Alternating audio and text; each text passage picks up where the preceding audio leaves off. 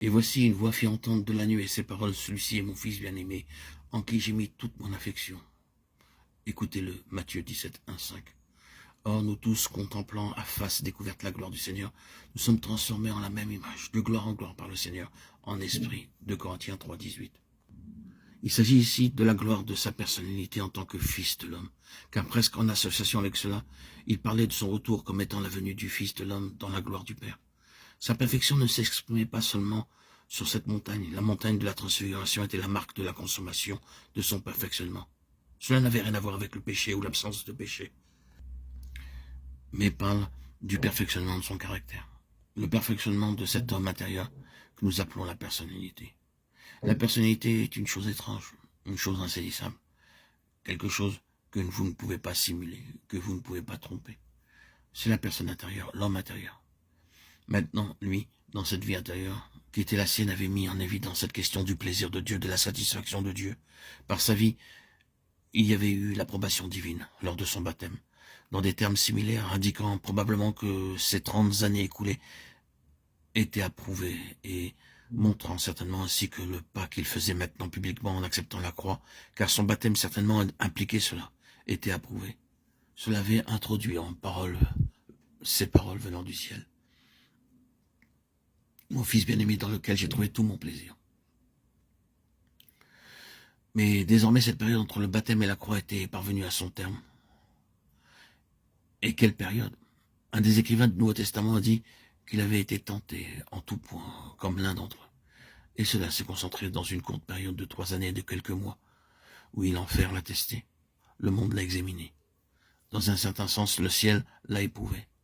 Il est passé par chaque épreuve et en est ressorti vainqueur. Lui, pendant ce temps-là, était perfectionné par les souffrances, apprenant l'obéissance par les choses qu'il souffrait. Tout ce temps avait conduit cette vie intérieure, cette personnalité intérieure à la perfection. Maintenant, c'est fondamental pour tout le reste. L'apôtre souligne ce mot et dit « Nous tous sommes transfigurés en la même image ». Je suis heureux qu'il emploie cette expression aussi compréhensive, « nous tous ».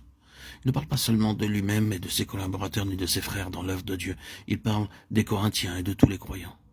Nous tous, dont le visage découvert reflète la gloire du Seigneur. Nous sommes transformés en la même image. Il s'approprie ce terme et se réfère à tous les saints, considérant que tout ce qui avait été perfectionné et complété dans le Seigneur Jésus est un processus continu dans la vie des croyants. Il est en train de dire ce qui était complété et perfectionné en lui doit maintenant être reproduit en nous progressivement. Cette perfection, ce caractère, cette personnalité, la personnalité du Seigneur Jésus perfectionnée, introduite en nous, développée en nous et manifestée par nous. Nous pourrions tous aussi bien remplacer ce mot personnalité par caractère. Maintenant, la première chose à noter à propos de cela, et c'est bien sûr d'une telle aide et si encourageant, c'est que l'apôtre termine par cette déclaration comme par l'Esprit qui est Seigneur. Bien entendu, nous savons ce qui concerne la venue de l'Esprit Saint, la personne et l'œuvre du Saint-Esprit, tous les effets de l'avènement de l'Esprit et de son habitation en nous.